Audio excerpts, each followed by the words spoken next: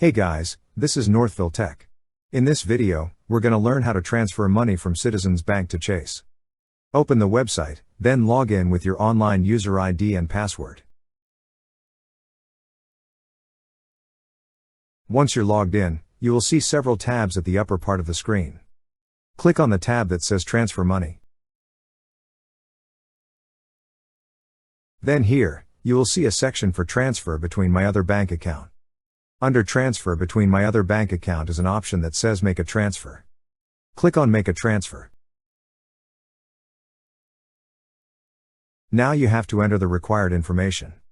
On the first field, enter the amount you're going to transfer. Then select the From and To accounts. It should be your Chase Bank checking account. After that, select the transfer date. You could also add a memo. After entering all the required information, click on Continue. Lastly, review the transfer details. If everything looks good, click on Confirm. That's how you transfer money from Citizens Bank to Chase.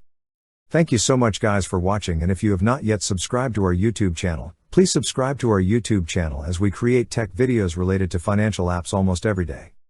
Also, check out our website northvilletech.com for great tech articles, and our recommended resources in the description below for various sign-up bonuses.